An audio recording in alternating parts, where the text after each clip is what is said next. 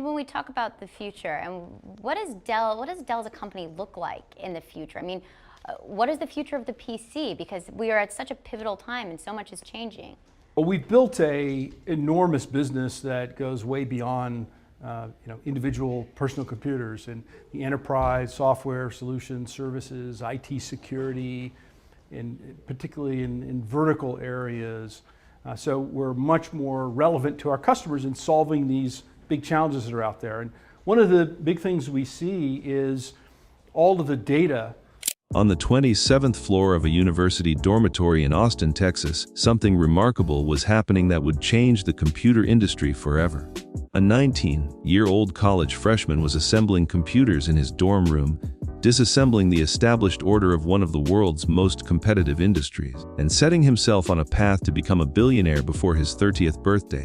The unlikely beginning. Michael Dell was born in Houston, Texas in 1965 to an orthodontist father and a stockbroker mother who had ambitious plans for their son. They envisioned him becoming a doctor, following a respectable path lined with prestige and stability. But Michael had other plans. While other kids his age were playing video games or watching television, young Michael was obsessed with taking apart computers and understanding how they worked. At age 15, he purchased a broken Apple computer at a local flea market, fixed it, and sold it for a significant profit. That success planted a seed in his mind about the potential of the computer business. When Michael arrived at the University of Texas at Austin in 1983 as a pre-med student, his parents thought his entrepreneurial interests would finally take a backseat to serious academic pursuits.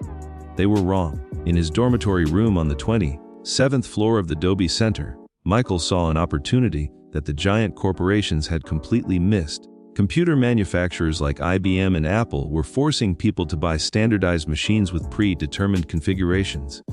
If customers wanted something different, they either had to accept a retail store's limited options or wait and pay expensive customization fees. Michael recognized that computer-literate buyers, especially in the business world, often knew exactly what they wanted and did not need a fancy retail experience. Armed with nothing but $1,000 in startup capital and a revolutionary idea, Michael registered his company as PCs Limited in January 1984. His business model was deceptively simple, but radically different from everything else in the industry. Instead of building computers first and hoping they would sell, Michael would take customer orders, and only then would he assemble machines using standard components from manufacturers like Intel and Microsoft. This meant no inventory sitting on shelves gathering dust. No markdown of unsold computers losing value every quarter. No middlemen taking enormous markups for simply occupying shelf space. Disrupting an industry. The traditional computer sales channel of the 1980s worked like this. A manufacturer would spend money building computers and shipping them to distributors. Distributors would mark up the price and ship them to retailers. Retailers would mark up the price again and display them in stores. A customer walking into a retail store would pay thousands of dollars for a machine that cost the manufacturer around $700 to produce. Nobody was truly gaining value from this long chain except the retailers. Michael's direct-to-consumer model cut through all of that nonsense. Customers could call a toll-free number, specify exactly what they wanted, and have a custom-built computer shipped directly to their homes for 10 to 15% below retail prices. No store visits necessary, no unnecessary markup, just pure value and efficiency. The early numbers were staggering. Within just a few months of starting PCs Limited from his dorm room, Michael was generating $25,000 per month. His roommates, not thrilled about computer parts stacked everywhere, would occasionally try to barricade his equipment in rooms down the hall. But his parents, who made a surprise visit expecting to find their son studying organic chemistry, instead discovered a thriving business operation. His mother was shocked.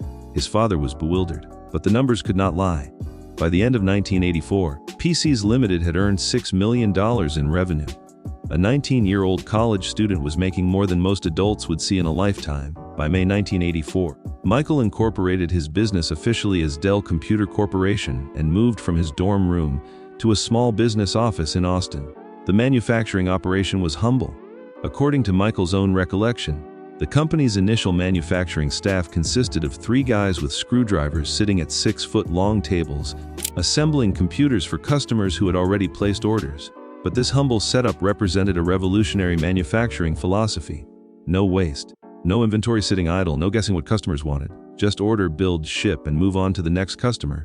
Going public and becoming a Fortune 500 CEO by 1987, the company was generating enough revenue that Michael renamed it Dell Computer Corporation, marking its evolution from a tiny dorm room operation to a legitimate enterprise. In 1988, at just 23 years old, Michael took Dell Computer public, raising $30 million in an initial public offering. The timing proved perfect. The personal computer market was exploding. Demand from businesses was insatiable, and Dell's direct model gave it a cost advantage that traditional manufacturers could not match. Throughout the late 1980s and early 1990s, Dell's growth became almost incomprehensible. From 1985 to 1987, revenues jumped from $70 million to $159 million. By 1991, annual sales exceeded $1 billion. Industry giants who had dominated computing for decades were suddenly struggling to keep up with this upstart from Texas. IBM, which had defined the personal computer industry, was watching its market share erode. Compaq, which had pioneered IBM-compatible computers, could not compete on price or efficiency. Apple, despite its iconic brand, was facing intense pressure from direct sales competitors undercutting its premium pricing. In 1992, Dell Computer Corporation officially joined the Fortune 500 list of America's largest companies. But Michael Dell did not just become another Fortune 500 CEO. At 27 years old, he became the youngest Fortune 500 CEO in history. No one had achieved that feat before. Young entrepreneurs had started companies before, certainly, but building a company large enough to crack the Fortune 500 while still in your 20s was unheard of. Michael's achievement seemed almost impossible until you looked at his execution of a simple but powerful idea. Riding the internet wave and achieving dominance, the early 1990s. By 1993, the entire PC market suffered a downturn and Dell's stock price plummeted. The company had overextended itself trying to sell through retail stores, and this experiment failed spectacularly. Michael made the correct decision and immediately returned to what he knew worked: direct sales to customers. Within a year, the company rebounded, posting profits of $149 million. Then the internet changed everything. In 1995, Dell recognized that the web could be an extension of its direct sales model.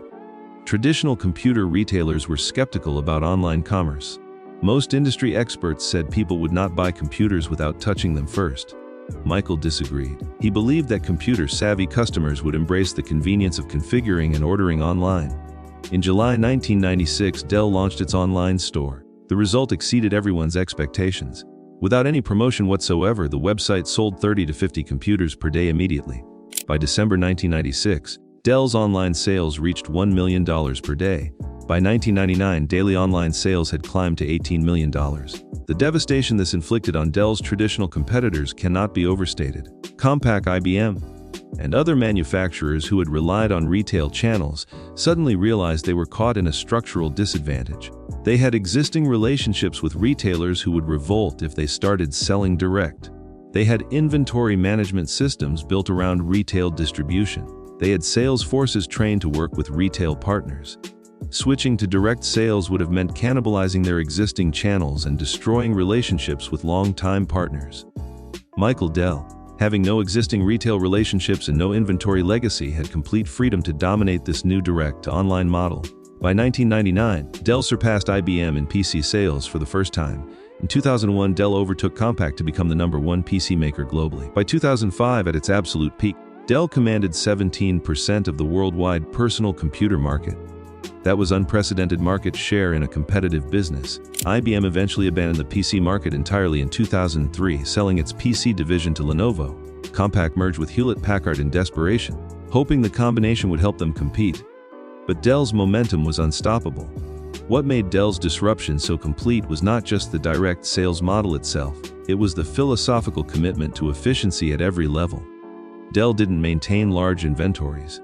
It didn't spend lavishly on research and development. It didn't advertise heavily or build fancy retail spaces. It didn't build expensive manufacturing plants full of equipment. Instead, Dell pushed all those costs to suppliers and partners. Suppliers maintained warehouses near Dell's factories. The financial burden and risk fell on them. Dell maintained a lean, focused operation that did one thing extraordinarily well: assembling computers to order and delivering them directly to customers at the lowest possible cost. From a $1,000 investment in 1984 to a global powerhouse worth hundreds of billions of dollars by the 2000s, Michael Dell's journey proved something fundamental about disruption and innovation. The biggest opportunities often exist in overlooked inefficiencies in established systems. Industries that seem mature and unchangeable often have structural vulnerabilities waiting for someone bold enough to exploit them. And sometimes the person who sees those opportunities is just a curious teenager in a college dorm room who asked himself a simple question: what if we did this differently? Michael Dell went from a pre-med student to one of the richest people in the world, all because he noticed that the computer industry had built a system that made no sense. He stripped away the middlemen, aligned incentives with customers instead of retailers, and committed absolutely to efficiency and direct customer relationships. That commitment to a core principle, sustained over decades, created one of the most successful companies in modern history. The dorm room startup that disrupted an industry serves as a reminder that the biggest changes often come from people willing to question the way things have always been done.